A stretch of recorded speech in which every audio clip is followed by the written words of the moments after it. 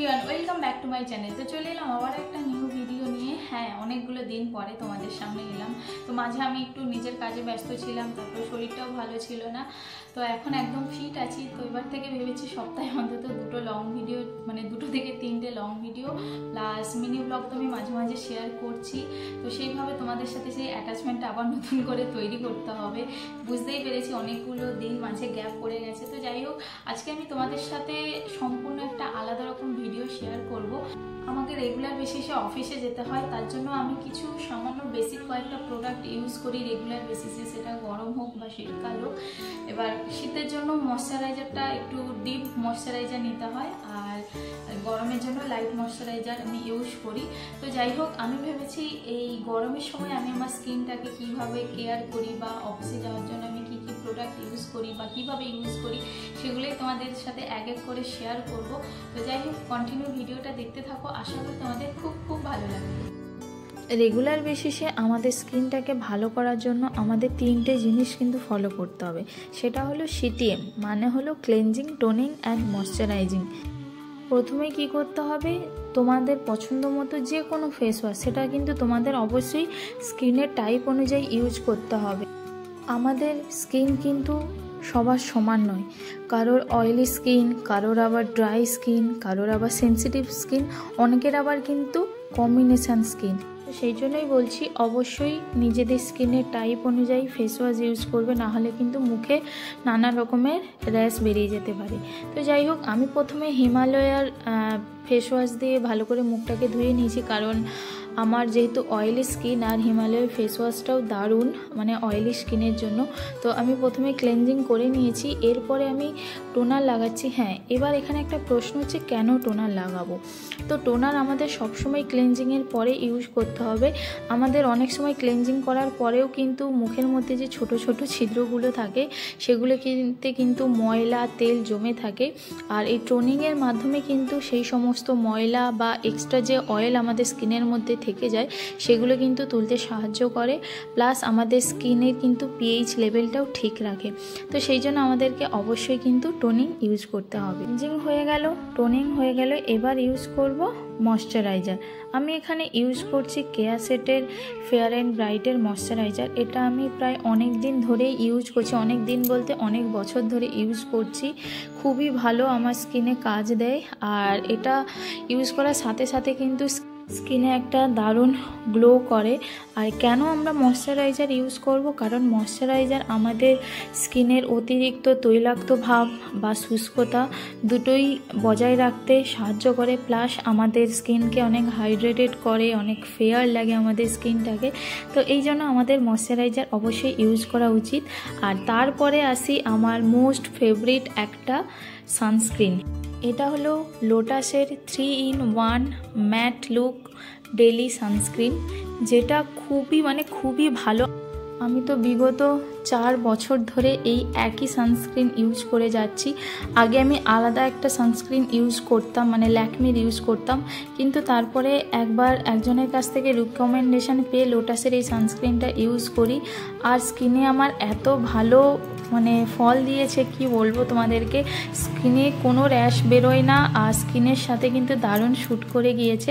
আমাদের কিন্তু রেগুলার বেসিসে সানস্ক্রিন ইউজ করতে হবে, আর তোমরা তোমাদের পছন্দ মতো সানস্ক্রিন ইউজ করো। আর অবশ্যই করে যখনই বাড়ি থেকে বেরোবে তার 10 মিনিট আগে সানস্ক্রিন ইউজ করবে, বা যখন হয়তো তোমরা রান্না করতে যাচ্ছ বা যখন বাড়িতে থাকছো, যেভাবে গরম পড়েছে বাড়িতে থাকলেও কিন্তু সানস্ক্রিনটা অবশ্যই ইউজ করো। এরপরে আমি ইউজ করব এই ল্যাকমির, যেটা হচ্ছে ওপর থেকে তার প্রিন্টটা একদম উঠে গেছে, ল্যাকমির একটা কম্প্যাক্ট পাউডার। তো এটা হচ্ছে ল্যাকমির ন্যাচারাল সেল কম্প্যাক্ট পাউডার। এটাও আমি অনেক দিন ধরে ইউজ করছি, প্রায় শেষের পথে, মানে আমার 4টে ডিব্বা শেষ হয়ে গেছে, তো অনেক দিন ধরে চলে যায়। তো এটা আমি ভালো করে সারা স্কিনের মধ্যে অ্যাপ্লাই করে নেব। কম্প্যাক্ট পাউডার ইউজ করার সাথে সাথে আমাদের স্কিনের যে এক্সট্রা ঘামটা বেরোয় সেটা কিন্তু শুষে নেয়, মানে একদম একটা দারুণ ম্যাট লুক দেয়। তো সেই জন্যই আমাদের কম্প্যাক্ট পাউডারটা ইউজ করা উচিত, আর আমাদের স্কিনে একটা ন্যাচারাল গ্লোও দেয়। তো আমি সারা মুখে ড্যাব করে ভালো করে অ্যাপ্লাই করে নিয়েছি। এরপরে ইউজ করব লরিয়ালের এই ব্রো আর্টিস্টের একটা আইব্রো প্যালেট। এটার মধ্যে 2 ধরনের শেড আছে, তার সাথে সাথে একটা ব্রাশও আছে। একটা আছে ব্রাউন শেড আর একটা আছে ব্ল্যাক শেড। ব্রাউনটা আছে জেল ফর্মে আর ব্ল্যাক শেড যেটা আছে সেটা হচ্ছে ডাস্ট ফর্মে। তো আমি বেশিরভাগ সময় ব্ল্যাকটাই ইউজ করি। যেহেতু আমি তোমাদের সাথে আজ অফিস বা কলেজ যাওয়ার একটা লুক ক্রিয়েট করছি, তাই জন্য আমি হালকা করে আইব্রোটা একটু সেট করে নেব। আর আইব্রোটা সেট করলে কিন্তু আইব্রোটা অনেকটা সুন্দর লাগে দেখতে, মনে হবে যেন একটা তুলি দিয়ে আঁকা হয়েছে। এরপরে আমি ইউজ করব নাইকার এই জেল লাইনারটা। এর সাথে কিন্তু একটা ব্রাশও আছে, যেটা আমি অনলাইন থেকে নাইকা থেকে নিয়েছিলাম। তো এটাও আমার অনেক দিন হয়ে গেছে। আমাদের চোখের নিচে যে ওয়াটার লাইন আছে, সেই ওয়াটার লাইন বরাবর আমি হালকা করে নেব। যেহেতু গরমটা একটু বেশি পড়েছে, বেশি ডিপ করে নিলে কিন্তু মানে কালো হয়ে যাওয়ার সম্ভাবনা থাকে। তো হালকা করে নেবে গরমে, সেটাই দেখতে সুন্দর লাগবে। তো আমি 2 চোখে ভালো করে অ্যাপ্লাই করে নিয়েছি। এরপরে ইউজ করব মাস্কারা, যেটা হচ্ছে এই লরিয়ালের এই মাস্কারাটা। কাজল ইউজ করার পরে মাস্কারা অ্যাপ্লাই করলে কিন্তু চোখটা অনেক সুন্দর লাগে, ভাসা ভাসা লাগে। তো এই হচ্ছে লরিয়ালের সেই মাস্কারা। এটা আমার কাছে অনেক দিন ধরেই আছে, তবে এখনও ঠিকঠাকই আছে।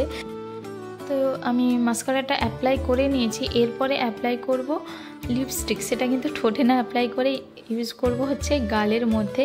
তো এখন হচ্ছে ব্লাশের একটা ট্রেন্ডিং আছে, অনেকে লিপ টিন্ট দিয়ে ঠোঁট প্লাস গাল দুটোতে প্লাস আবার চোখেও অনেক সময় অ্যাপ্লাই করে নেয়। আমার কাছে লিপ টিন্ট নেই, তাই আমার কাছে যেটা আছে ওই একটা রেড কালারের লিপস্টিক আছে লরিয়ালের। তো সেটাই গালের মধ্যে হালকা করে নিয়ে হাত দিয়ে একটু ঘষে নিলেই কিন্তু গালটা বেশ একদম ব্লাশিং সুন্দর লাগে। একটু রেড মানে একটু রেডিশ ভাব আসে, বা অনেকে পিঙ্কিশও করতে চায়। তো এই দেখো অ্যাপ্লাই করেছি বলে মনেই হচ্ছে না। মোটামুটি সবটাই অ্যাপ্লাই করা হয়ে গেছে, এখন শুধু বাকি আছে লিপস্টিক পরা। তো আজ ভাবছি একটু নিউড কালারের একটা লিপস্টিক ড্র করব ঠোঁটের মধ্যে। তো এখানে আমি একটা সুইস বিউটির পুরো লিপ লাইনারের সেট কিনেছিলাম।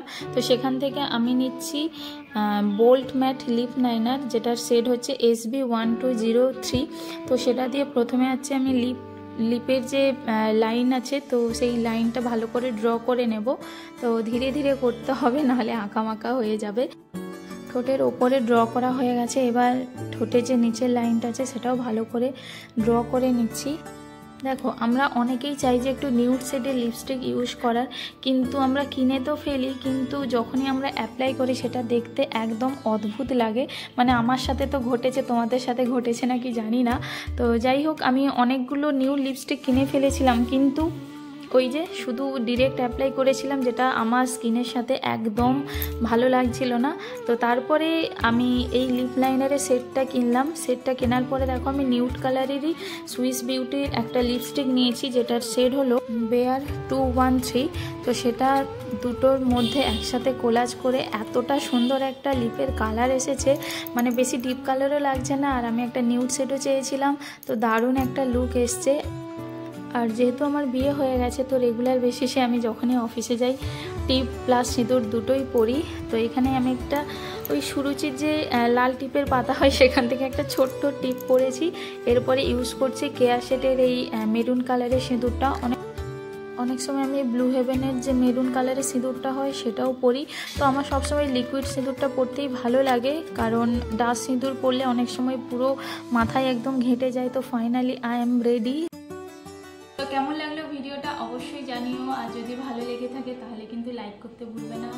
আর যদি কিছু বলার থাকে সেটা কমেন্টের মাধ্যমে বলতে পারো, আর বন্ধুদের সাথে শেয়ার করতে পারো। তো যাই হোক, দেখা হচ্ছে আবারও একটা নতুন ভিডিওতে। এখন তো টাটা, তোমরা সবাই ভালো থাকবে।